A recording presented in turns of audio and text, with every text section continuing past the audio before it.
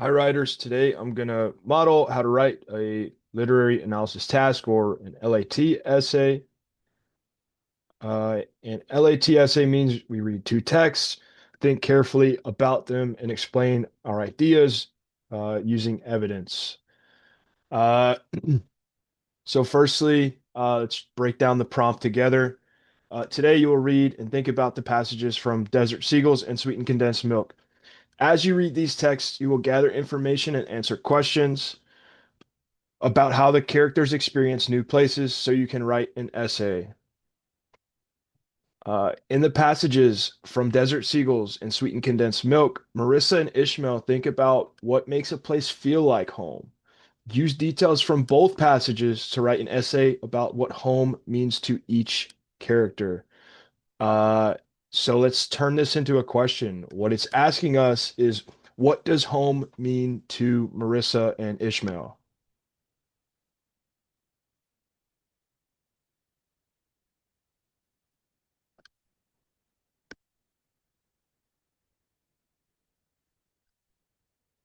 We'll read these two texts together, and I'll model how you should be writing this type of essay. From Desert Seagulls by Kimberly Webb. Welcome home, Grandpa calls from the front porch. His wrinkly face smiles so big, but I almost don't notice that word again. Uh, he steers us inside to the kitchen and pours us each a glass of milk from a pitcher. I gulp it down as fast as I can. I know it isn't from a grocery store, but fresh from the smelly cow grazing in Grandpa's yard. Ben likes it, and soon milk is dripping down his chin. He toddles over to the sliding back door and presses his nose against the glass. Moo. That's right, Ben, Mom says. That's a cow. And see over there? Those are sheep. Ben laughs and stamps his feet. Moo. I scowl. It's easy for a 2-year-old to find new things to love. Let's get you folks settled, Grandpa says. Marissa, why don't you take the attic bedroom? It was Aunt Cindy's, perfect for a girl like you. I climb the creaky staircase and find pink wallpaper covering a vaulted ceiling. I carry only one box, the most important one, favorite stuff from home. I unfold my pink and blue beach towel and toss it over the back of a chair as if I'll be using it tomorrow. I unpack my framed sand dollar and hang it next to the window. Then I unwrap my shell collection from its packing paper and place each shell on the windowsill. It's strange to see the reflections of shells in the glass next to the rundown barn outside. The night before I go to school, Grandpa fixes us beef and potatoes for dinner. The greasy gravy doesn't help my knotted tummy untie itself, so before bed, Mom brings me a heated flannel bag filled with dried corn kernels. The warmth of the corn bag and the harvest smell almost make me feel better. Do I have to start school this year? I ask for the millionth time. It's practically summer. The school year's almost over. Maybe you'll like school, Mom says, smoothing my hair. Sleep tight, okay? Before I turn out the lamp, I pull my notebook out from under the bed. I've started a list of old things I miss. The salted scent instead of farm stink. Seagulls instead of chickens. Friends to play with instead of only Ben. I flip the page over where I've started another list. New things I love. It's still blank. That night, I dream of seagulls calling, their shrieks rising and falling with the wind. They flap over the ocean, trailing the lobster boats. I open my eyes and look up at Aunt Cindy's pink ceiling, dim in the early morning light. I'm awake, but I still hear seagulls. I rub my eyes and sit up. I hear something else, too, the chugging of farm machinery. I creep down the stairs onto the back porch and squint toward the pasture. Grandpa is driving his tractor, dragging something that churns up the dirt.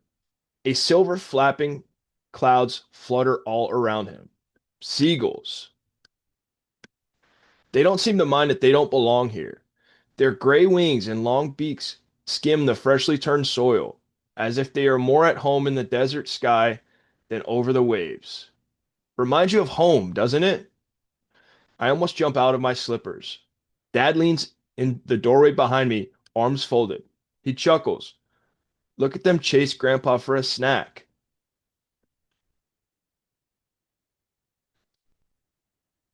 I don't see any clams spitting out from under the tractor tires. Earthworms, Dad says. Maybe beetles, too. Whatever the plow digs up. I'm afraid to ask. I'm afraid if I ask, the magic will disappear and the birds will go back home. I gulp. What are they doing here? They live here, Dad says. The seagull is the state bird of Utah. More than 150 years ago, seagulls from the Great Salt Lake ate swarms of crickets that were devouring the crops of the first settlers. Their coming was like a miracle that saved the people from starvation. I close my eyes and listen to the gulls who have lived here forever. This place doesn't feel like home. It definitely does not smell like home, but I feel a piece of home sneaking up on me anyway. Before heading back, before heading to the bus stop, I slip my notebook into my backpack. I have something new to put on the list. Maybe seagulls aren't new, but desert gulls are new to me. I wonder if a seagull can learn to be happy here too. Maybe someday Mom, Dad, Ben, and I will be watching the rosy sunrise over the ocean or the mountains, and I'll hear a gull shriek. I'll say, reminds you of home, doesn't it? And it won't matter which home I mean.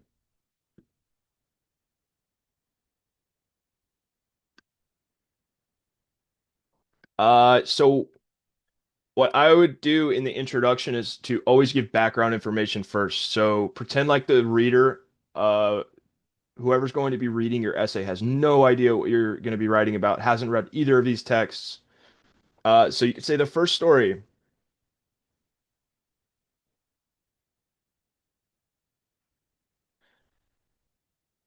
Desert Seagulls.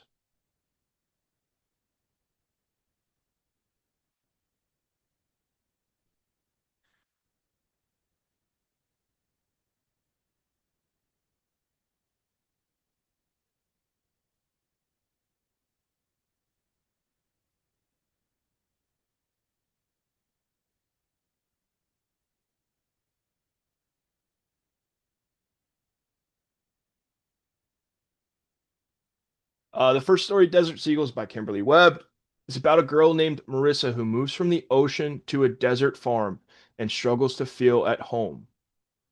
All right, we're going to read one more text and do the exact same thing. And again, I'll be modeling throughout how you should be writing your LAT essay. From Sweetened Condensed Milk by Vashanti Raman. Ishmael lived in Missouri with his mom and dad and little brother. They had lived there for years. It was home. It was the only place Ishmael could imagine feeling homesick for. Then one summer, Ishmael went to visit his grandma. She lived in the West Indies in a country made up of two islands called Trinidad and Tobago. His mom and dad and little brother went along too. First, they drove 100 miles from their house to the airport in St. Louis, Missouri. They flew to Nashville, Tennessee, and to Miami, Florida, and to San Juan, Puerto Rico, and to Port of Spain, Trinidad. Ishmael had been born in Trinidad, but he hadn't moved to the United States with his mom and dad. Sorry, Ishmael had been born in Trinidad, but he had moved to the United States with his mom and dad when he was very little. There were lots of things about Trinidad that were strange to him. There were lots of things that he had forgotten. He had forgotten how big grandma's house was, with upstairs and downstairs and side stairs. It had four full bathrooms with openings high in the brick walls. He could take a shower at night and hear birds and frogs and crickets outside. He had forgotten that even the inside walls were concrete block. They were plastered smooth like wallboard. So he didn't know how hard they were until he banged his head by accident. That hurt. He had forgotten about the metal roof that made rain sound as loud as hail.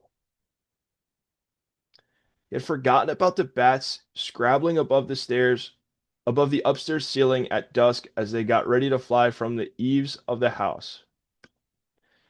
He had forgotten about the lizards.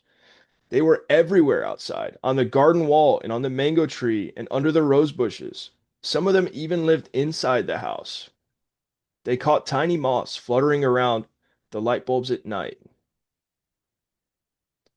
He had forgotten about the strange and wonderful fruit, juicy mangoes with no strings to catch in his teeth, bananas that were tiny and smelled like apples, green coconuts with cool, sweet water inside, plums that were too small, papayas that were too huge, sweet oranges that always had green skins, and sour oranges with skins that turned bright orange. He had forgotten about relatives. In Missouri, his family had no relatives who lived nearby. He had forgotten about cousins who wanted him to act in plays. They let him have the best parts, even though they giggled at his American accent. One cousin helped Ishmael's little brother catch a huge praying mantis. Ishmael had forgotten about baby cousins who wanted to climb all over him and who tried to do everything he did. He had forgotten about uncles who brought him chicken nuggets and pizza and ice cream and took him for drives over mountains, through rainforests, and to beaches and coral reefs. They had to fly in an airplane to Tobago to see the coral reefs. He had forgotten about great uncles who were doctors and who brought medicines for upset tummies and the sandfly bites on his legs. He had forgotten about the aunts who cooked mountains of spicy food and some special dishes with no pepper at all, just for him. He had forgotten about great grandma with her tiny wrinkled hands and cool, soft skin and gentle smiles. He had forgotten about cocoa that tasted spicy, not at all like American cocoa. He had even forgot about sweetened condensed milk. Ishmael's little brother didn't like the sweetened condensed milk. He had been born in Missouri, and their mom never bought sweetened condensed milk in America. Sweetened condensed milk in Trinidad was special. It was not just for making candies and desserts.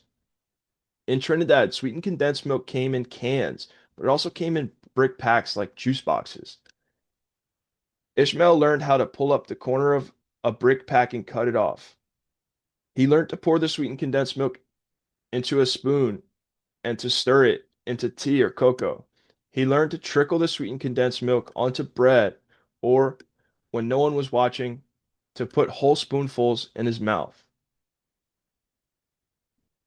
Then their visit to Trinidad ended. He had to leave Grandma and her great big house, and the rainforests, and the coral reefs, and the relatives, and the fruit. Ishmael was a little sad. When they got back to Missouri, Ishmael felt homesick for Trinidad. It was strange to feel homesick for a place that wasn't home.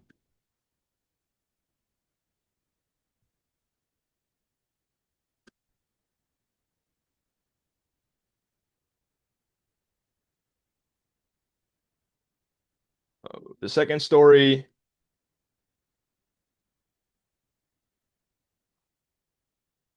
sweet condensed milk.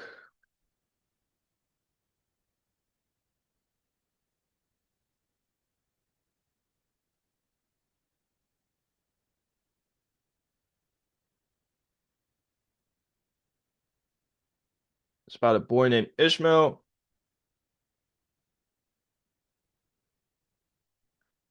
who visits his grandmother.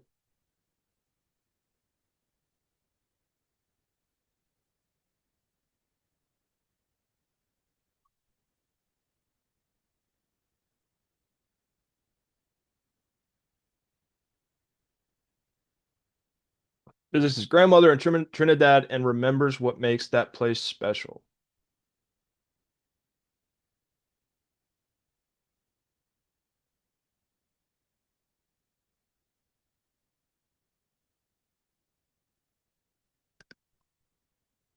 Okay.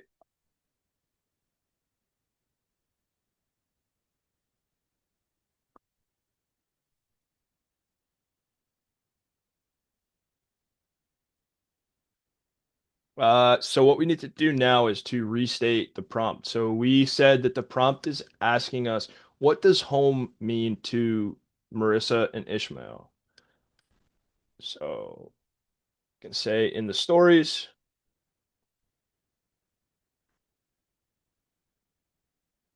we can just copy and paste here.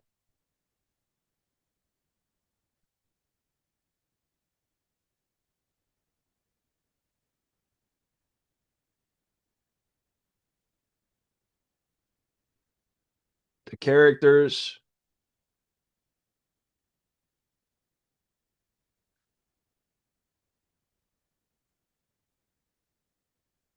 Marissa and Ishmael, experience new places that cause them to think about what makes a place feel like home.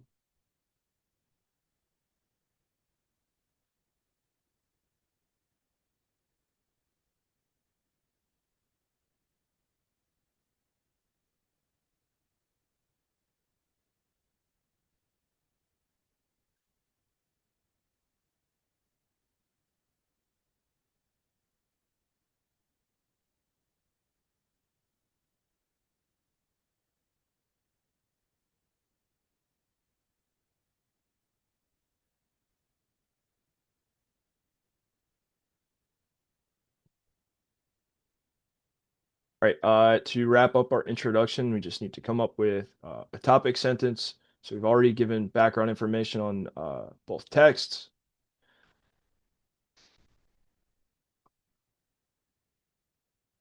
Say through their experiences, both characters learn that home is more than just where you live.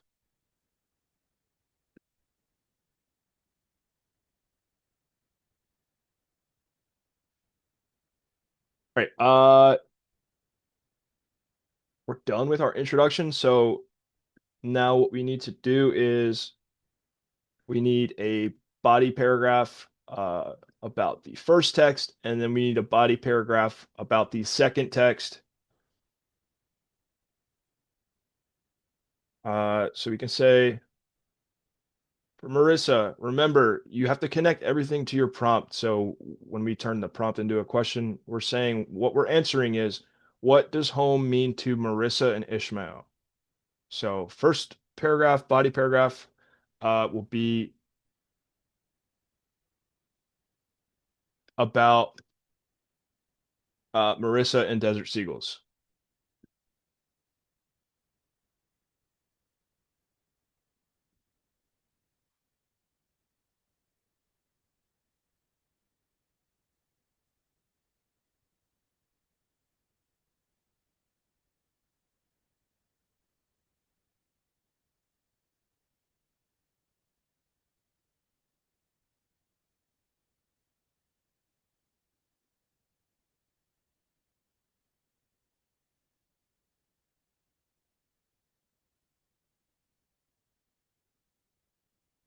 So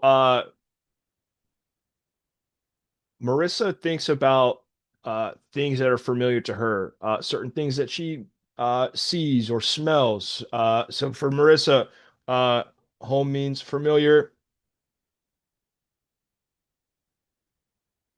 sights, smells, and memories.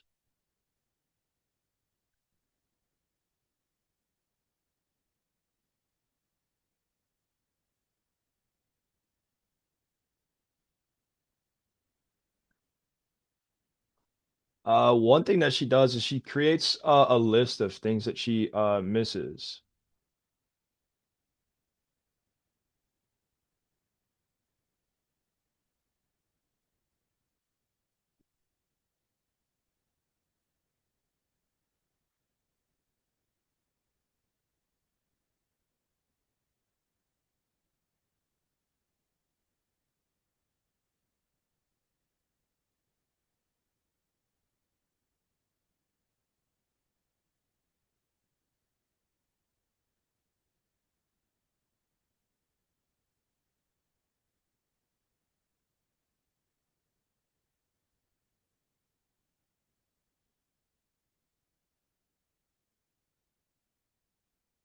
Uh,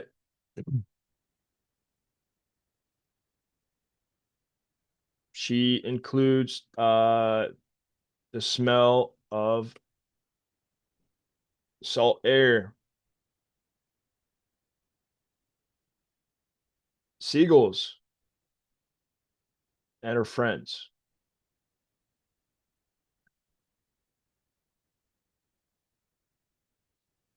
This shows that Marissa connects home to the ocean and to the life she had before moving.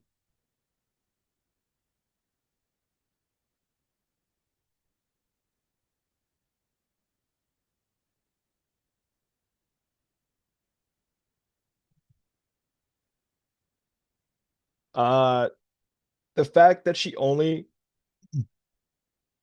writes about what she misses proves that the desert farm does not yet feel like home.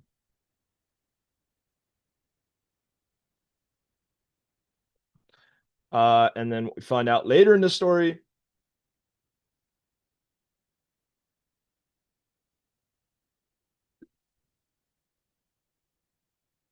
Marissa sees seagulls flying over the farm.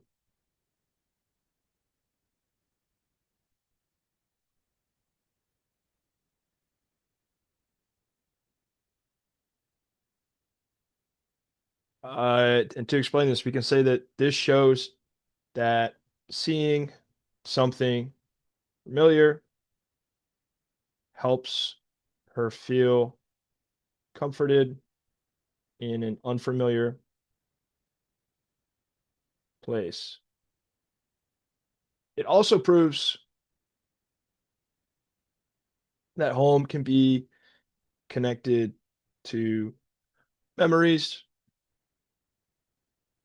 not just a location.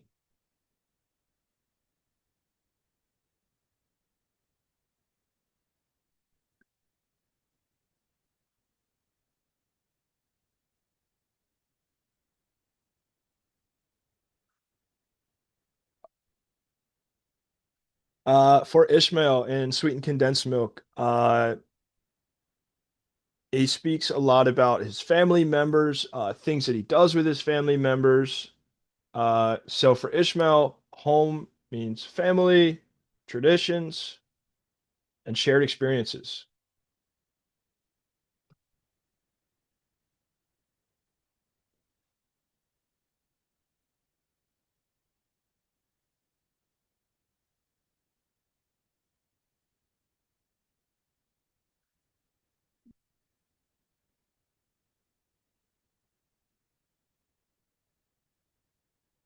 In Sweetened Condensed Milk, Ishmael remembers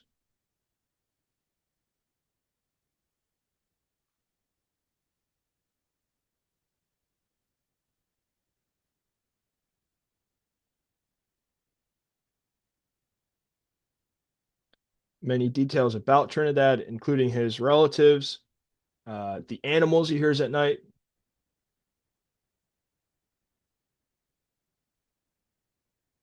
and special foods too.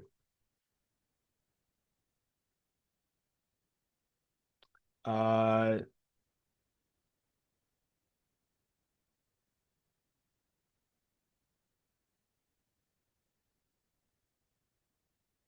he remembers getting chicken nuggets and pizza and ice cream with his uncles. But most of all, he remembers sweetened condensed milk.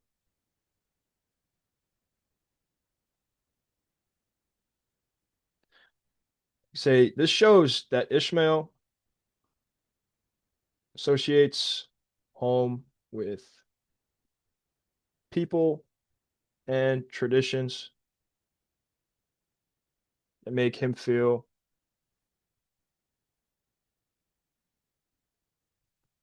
loved and connected.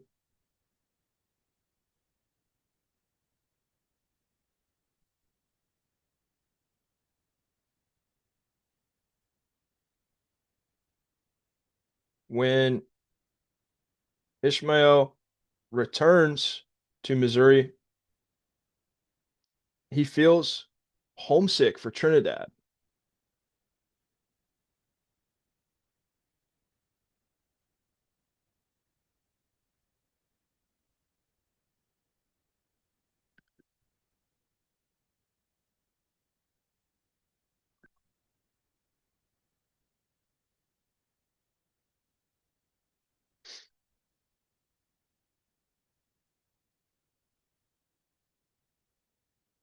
We can cite here, according to the text,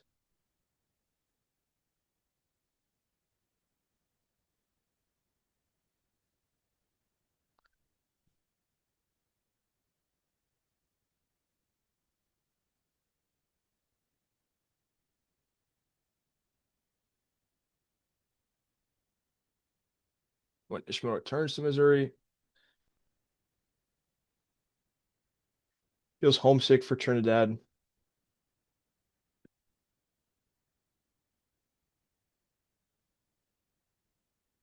To explain this, say this proves that a place can feel like home even if it is not where someone lives every day, because his memories and experiences made Trinidad meaningful to him.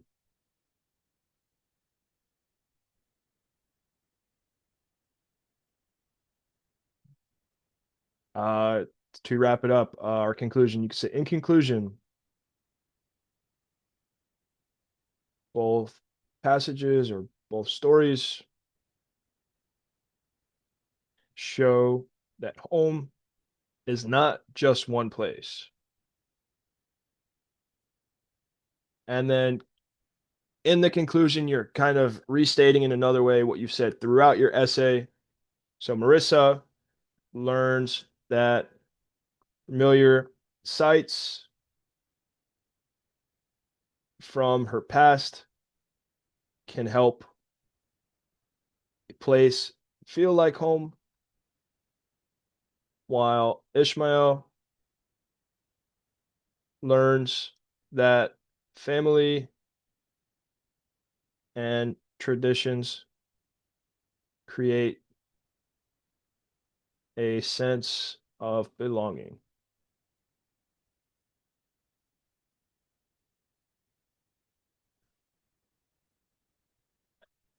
Just to wrap it up, this proves that home is about feelings, memories, and connections, not just a physical location.